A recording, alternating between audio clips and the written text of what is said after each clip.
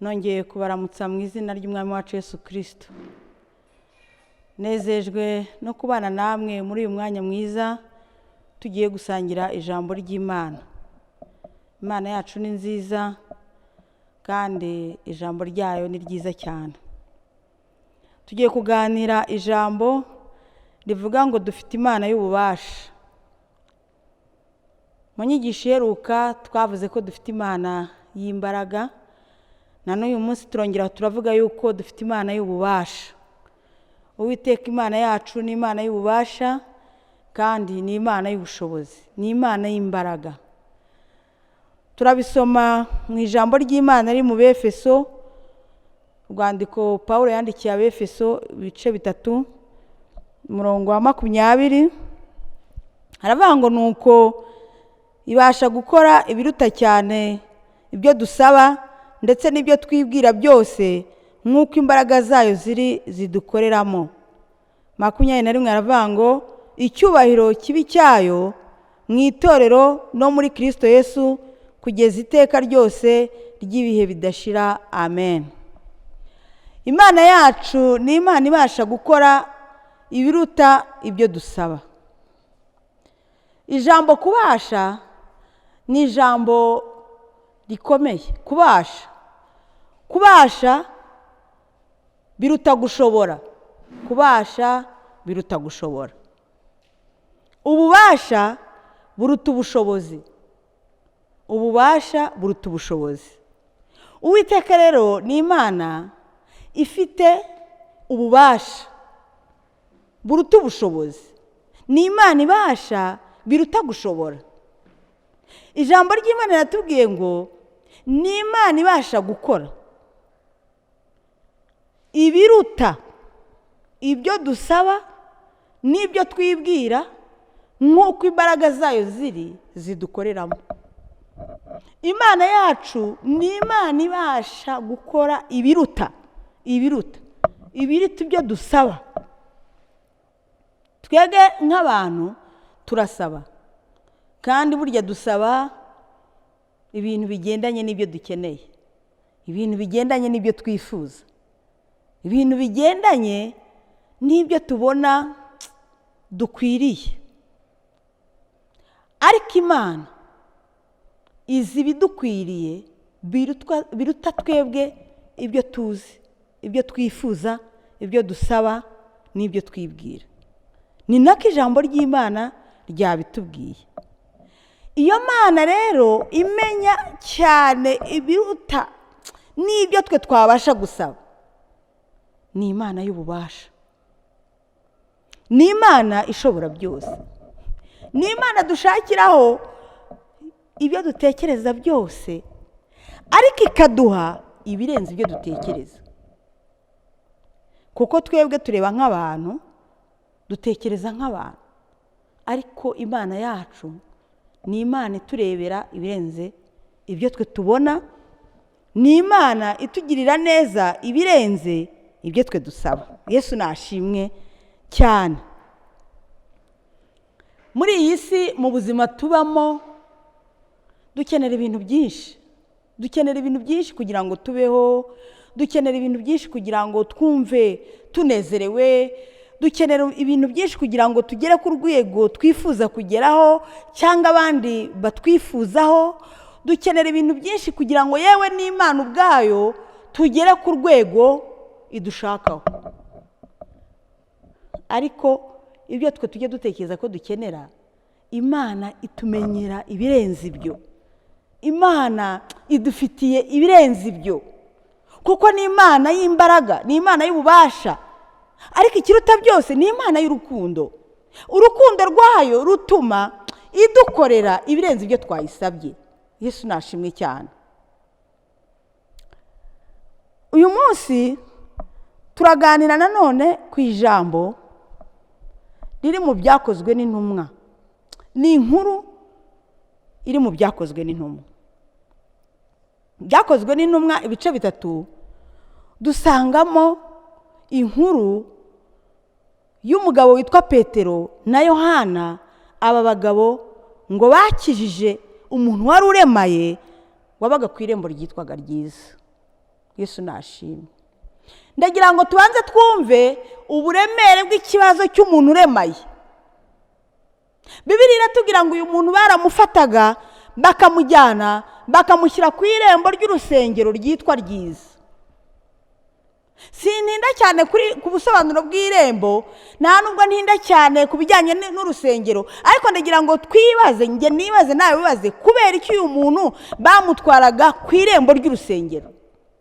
Kuki batamutwaraga ku irembo ry'iguriro, ku irembo ry'isoko?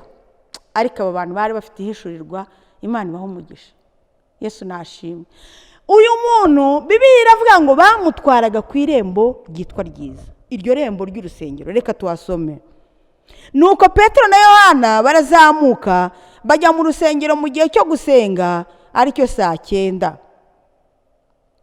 Hariho umuntu wavutse aremaye ibirenge. Yarahekwaga agashyirwa ku irembo ry'urusengero ryitwa Ryiza kugira ngo asabirize abinjira mu rusengero. Abonye Petero na Yohana bagiye kwinjira mu rusengero, arabasaba ngo bamuhe. Petero na Yohana baramutumbira. Petero aramubwira ati, uturebe. Abitaho. Abitaho agira ngo hari icyo bamuha.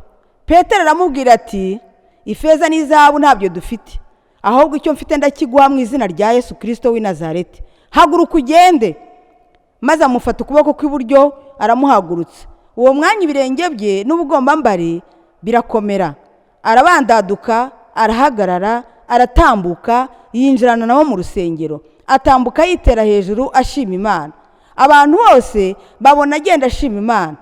Baramumenya ko ari we wajyaga wicara ku irembo ry'urusengero ryitwaga Ryiza, asabiriza ngo bamuhe. Barumirwa cyane, batangazwa n'ibimubayeho. Amen.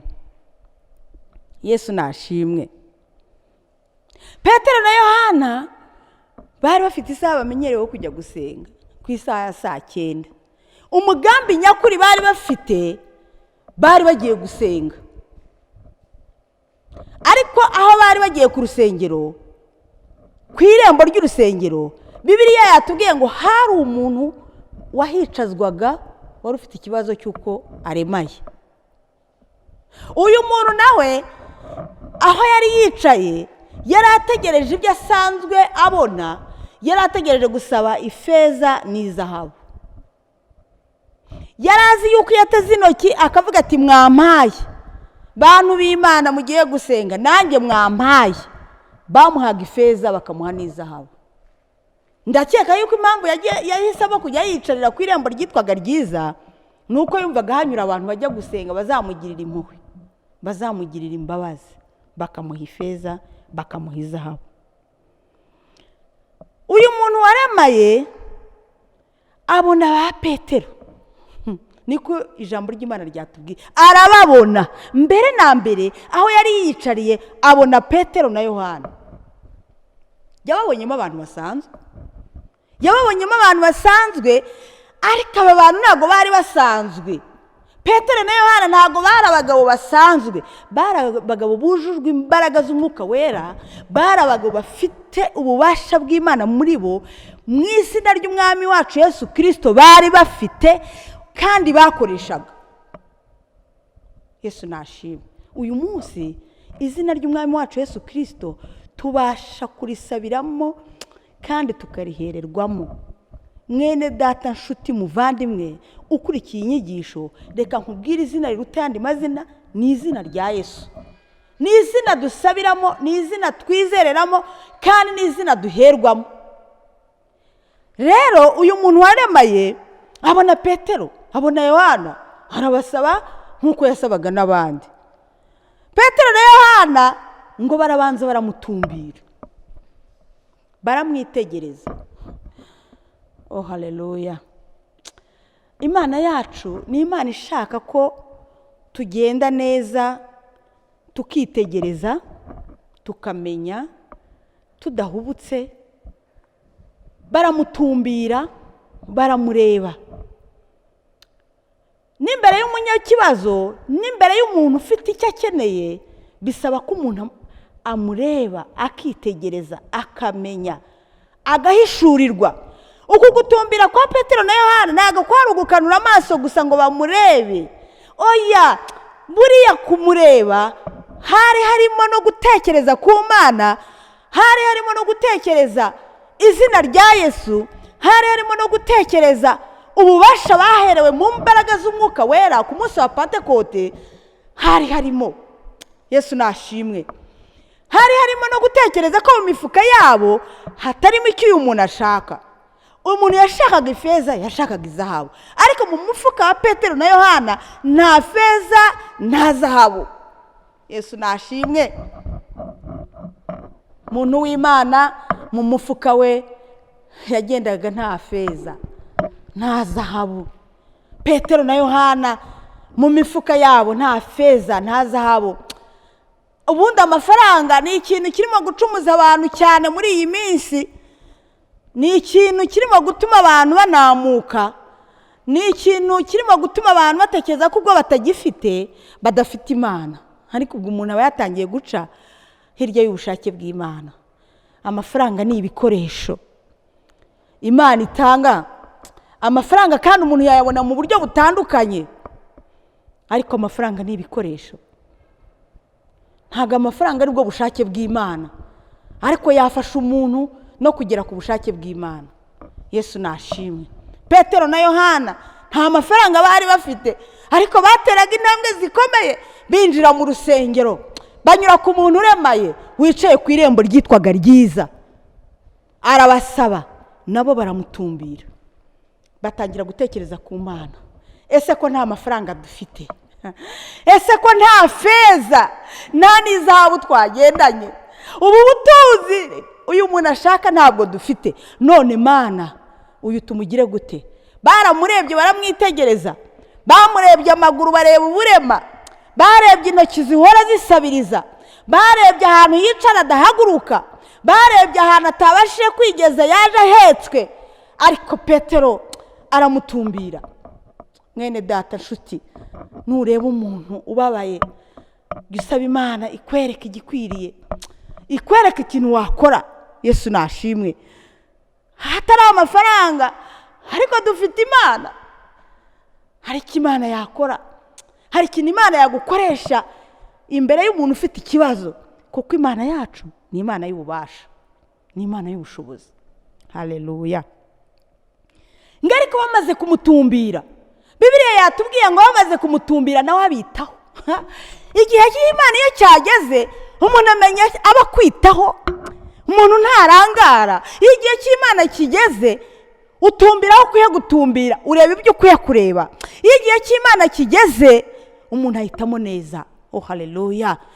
Ngo nawe abitaho. Ndakeka aho hantu haranyuraga abantu benshi bajya mu rusengero, si Petero na Yohana gusa. Bibiliya ivuga ngo hari isaha yo gusenga, ntago bari babiri gusa, hari abandi benshi. Ariko umuntu waremaye ngo nawe abonye bamutumbira ngo nawe abitaho. Imana yari yamugendereye, y'Imana yakugendereye, iyi saha y'Imana igeze. Oh haleluya. Wita ku byo ugomba kwitaho. Nubu no muri iyi minsi ita ku byo ugomba kwitaho. Ibihe byose ujye umenya, ubyuke ugenda mu kazi, mu rugo, mu rusengero, aho ushobora kugera hose, wite ku byo ugomba kwitaho. Ujye umenya mu bintu bigukikije ni iki ngomba kwitaho, no mu bantu bagukikije ujye umenya uwo ukwiye kwitaho. Haleluya. Haleluya. Yesu nashimwe. Ariko uyu mugabo ngo mukubitaho, we ntabwo yatekerezaga Imana ibarimo. Sinzi niba yaranabizi ko bafite muri bo izo mbaraga, ahubwo yishakiraga ifeza, yishakiraga izahabu. Yesu nashimwe. Uyu muntu arabatumbira nawe arabareba, ngo ariko arangije ngo arababwira ati nimumpe. Buriya yarababwiye nk'ibyo abwira abandi bose, mwamfunguriye munyiteho bantu b'Imana, nimumpiteho mutampaye. Ariko imbaraga z'Imana zari zihagaze imbere ye, igihe cy'Imana cyari kimusatiriye. Oh Yesu ashimwe. Iyo igihe cy'Imana kigeze nta gisibya. Uyu muntu w'Imana, Imana yari imwibutse. Yesu nashimwe. Petero yaramurebye nawe amenya neza uyu muntu arashaka ifeza, uyu muntu arashaka izahabu, ngo aramuhakanira. Mbega igisubizo kitanyuze umuntu uremaye, guhakanira umuntu amafaranga ariyo ashaka, ubu muciye intege. Ngo aramuhakanira, aramubwira ati feza n'izahabu ntabyo njye mfite, na Yohana ntabyo afite, twebwe uko tureba uku nta feza nta zahabu dufite. Umva icyo gisubizo ku muntu usaba ati mwampaye. Ariko isaha y'Imana iyo igeze imenya ibidukwiriye. Muri uwo munota, kuri iyo saha, muri iyo segonda, uyu muntu uremaye igisubizo cye nticyari kikiri ku ifeza, ntabwo cyari kikiri ku izahabu. Ariko Petero aramubwira ati nyamara nubwo ntafite ifeza singira izahabu, hari ikindi kintu mfite. Mbega uyu muntu yari akeneye ifeza, yari akeneye n'izahabu. Petero amubwira irindi jambo, aramubwira ngo ariko hari ikindi mfite naguha. Yesu nashimwe. Petero yari afite imbaraga z'Imana, yari yarangije kumva Imana imugiriye ubuntu bwo kugira ikintu akorera uyu muntu mu isaha yagenwe. Isaha yo gutabarwa yari igeze. Petero yari afite izina rikomeye rya Yesu Kristo, yahamyaga icyo gihe, akavuga ati Yesu Kristo wabambwe yarapfuye arazuka, ubu ari mu ijuru.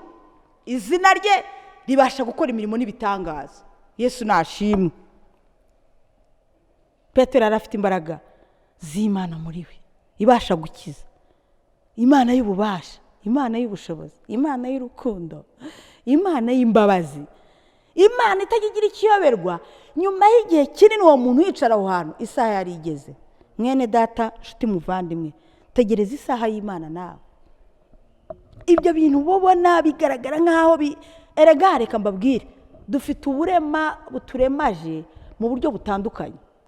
Mu buzima ushobora kuremara mu buryo bwa ekonomi, ibintu byose ukoze ukajya ubona biranze, ukajya ubona wabaye nk'ikirema mu buryo bwo gukora ibyo ukora byose bikanga. Ushobora kugira uremaye mu bitekerezo, iteka watekereza ibintu ugasanga watekereje ibintu bitari bukugwe neza. Ushobora kugira ibindi bintu bigaragara nk'aho uremaye, ndetse no mu bandi ukagaragara nk'usuzuguritse. Iteka ugahora utagiye abandi amaboko, iteka ugahora ukeneye sapoti y'abandi bantu. Ariko nubwo bimeze bityo, isaha y'Imana iragera. Igihe cy'Imana iyo kigeze, Imana iguhindurira amateka. Oh haleluya! Imana igihindura amateka ku isaha yigeze. Nta gisibya, iyo igihe cy'Imana kigeze, Imana ihindura amateka. Petero rero aramubwira ati icyo mfite ndakiguha mu izina rya Yesu Kristo rigushoboza guhaguruka. Oh haleluya! Aratura aramubwira ati ikintu mfite ndakiguha mu izina rya Yesu Kristo rigushoboza guhaguruka. Mfite izo mbaraga muri iryo zina, imbaraga z'Imana ishobora byose. Yesu nashimwe. Ngo Petero aramwegera, amufata amaboko, aramuhagurutsa. Haleluya!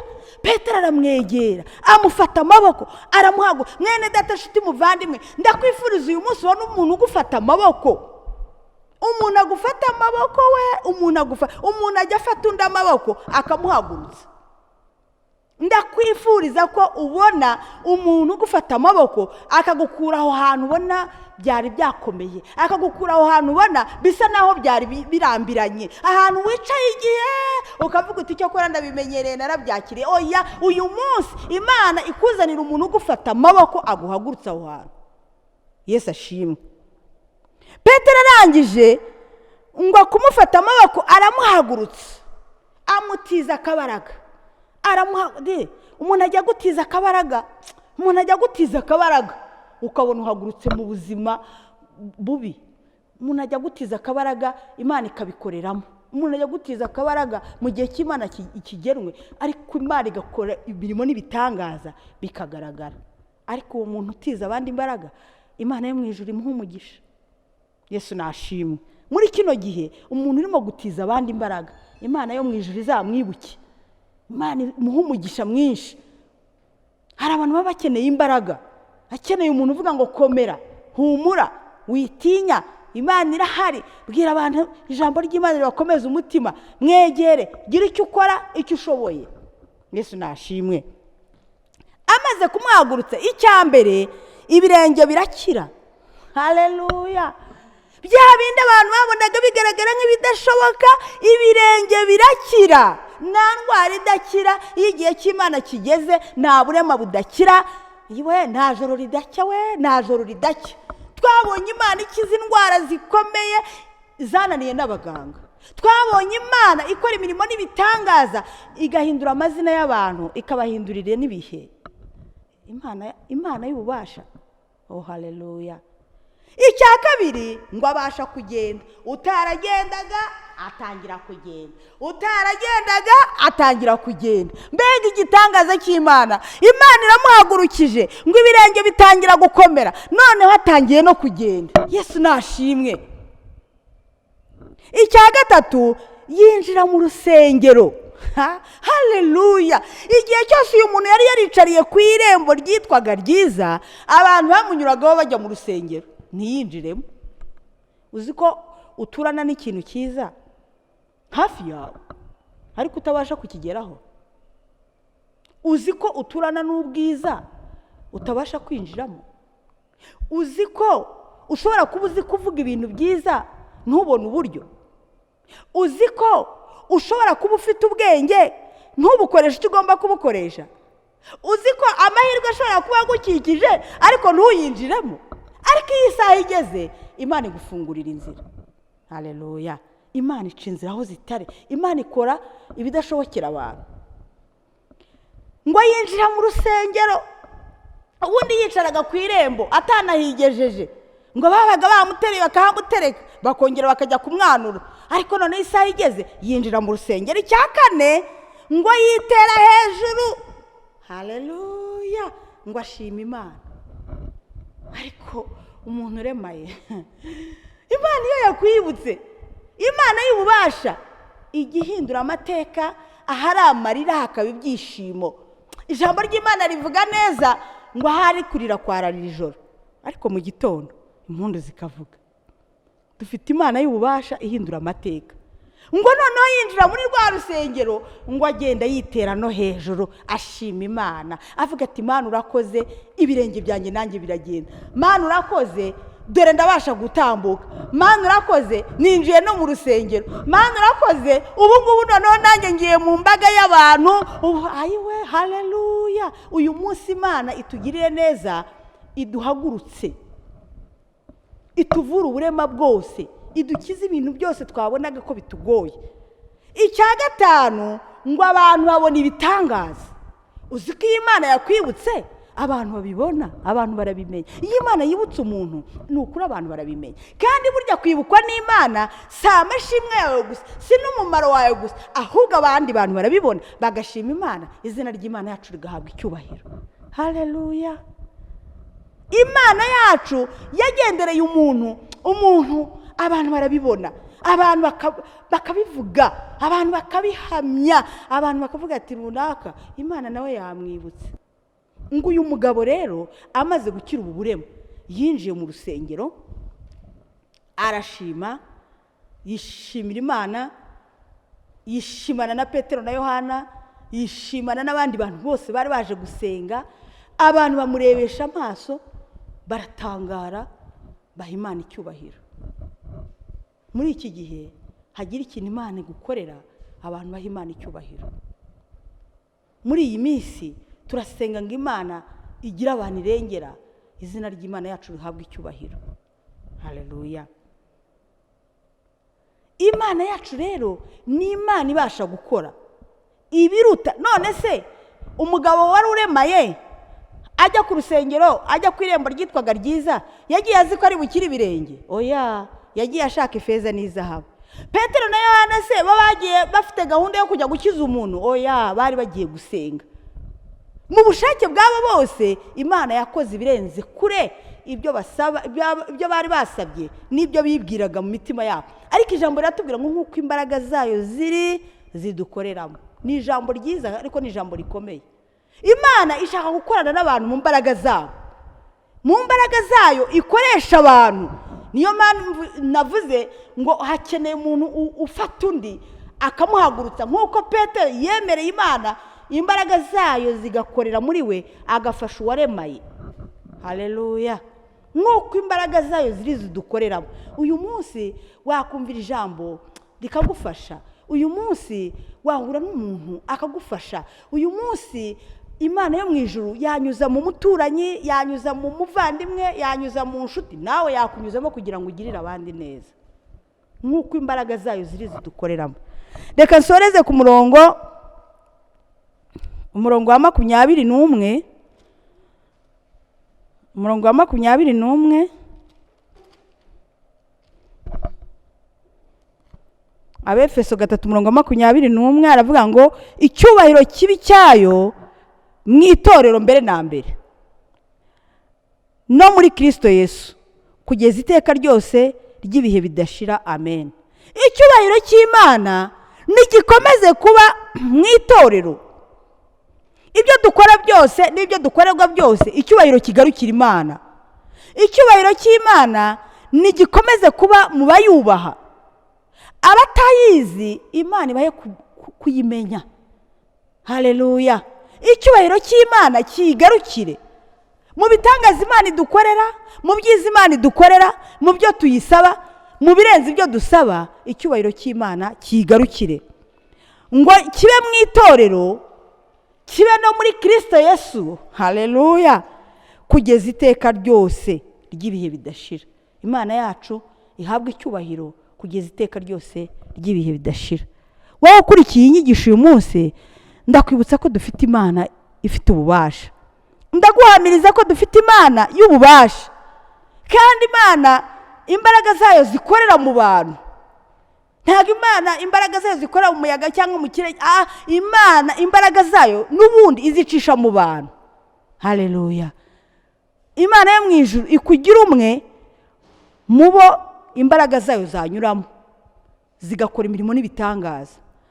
Imana yo mu ijuru ifite ubwo bubasha igira abantu inyuzamo nawe bakugereho ikore ububasha bwayo icishije muri abo bantu. Ariko muri byose icyubahiro cyayo kigarukire. Dufite rero Imana ifite ububasha, dufite Imana ifite imbaraga. Ntutinye, ntukuke umutima, ntugire ubwoba, ntiwibaze byinshi. Imana yacu ifite ububasha. Imbaraga z'Imana ishobora byose zifite ubushobozi muri byose. Rero iyo twizeye izina ry'Umwami wacu Yesu Kristo, tubona izo mbaraga nk'uko Petero yavugiye muri iryo zina, uwaremaye agakira. Reka ngusabe ukomeze kwizera izina rya Yesu. Reka ngusabe ukomeze guhamya iryo zina. Reka ngusabe ukomeze guhamiriza abantu imbaraga zituruka muri iryo zina. Reka ngusabe kandi wumve yuko ugirirwa ubuntu muri iryo zina rya Yesu. Mu izina rya Yesu Kristo honyine niho tubasha gukizwa. Mu izina rya Yesu Kristo honyine niho tubasha kubonera ubuntu bw'Imana, niho tubasha kubonera imbabazi, niho tubasha kubonera icyo dushaka cyose. Ariko muri byose icyubahiro cy'Uwiteka Imana kibe kuri yo. Ndashoje rero, nshoje kandi mbifuriza umugisha w'Imana, mbifuriza kugubwa neza. Uko byaba bimeze kose amahoro y'Imana abe muri mwe, kandi kwizera Imana y'ububasha bikomeze kuba mu mitima yacu. Rero reka dusenge. Ariko mbere na mbere ndashaka gusaba umuntu wese wumva iyi nyigisho akumva ashaka kwakira agakiza. Inzira yonyine yo kuboneramo agakiza ni mu izina rya Yesu Kristo. Muri iryo zina niho honyine tubonera agakiza. Reka rero dusenge Imana. Mana Data wa twese wo mu ijuru, Mana ishobora byose yaremye isi n'ijuru, wowe nyiri ububasha bwose ndetse nyiri ubushobozi bwose, wowe nyiri imbaraga zose no gukomera kose, izina ryawe rishyirwe hejuru. Turagushimira rero ijambo ryawe ritwibukije ububasha bwawe bwakijije uwari uremaye kandi wari umaze igihe yicara ku irembo ryitwaga ryiza. Ariko tugushimiye yuko igihe cyawe kigeze indwara zirakira, kandi igihe cyawe kigeze ibidashoboka byagaragara nk'ibidashoboka birashoboka. Ni wowe ufite ijambo rya nyuma kuri buri kintu icyo ari cyo cyose. Niyo mpamvu tugusabye kugira ngo natwe tugirirwe neza nawe, kandi imitima yacu ikomeze kukwizera no kukwiringira. Turinginze cyane kugira ngo buri muntu wese wumvise iri jambo rimufashe, rimukomeze, rimwuzuze, rimwagure kandi rimukize, kuko ijambo ryawe rishobora byose. Turasabye rero kugira ngo nanone abashaka kwakira agakiza kawe Yesu, reka abe ari wowe uba umwami n'umukiza w'ubuzima bwabo, reka ugwirire muri bo, reka ubahembure kandi ukore imirimo n'ibitangaza hagati mu bantu bawe. Urakoze, turagushimye kandi turaguhimbaje mu izina rya Yesu Kristo umwami wacu. Amen.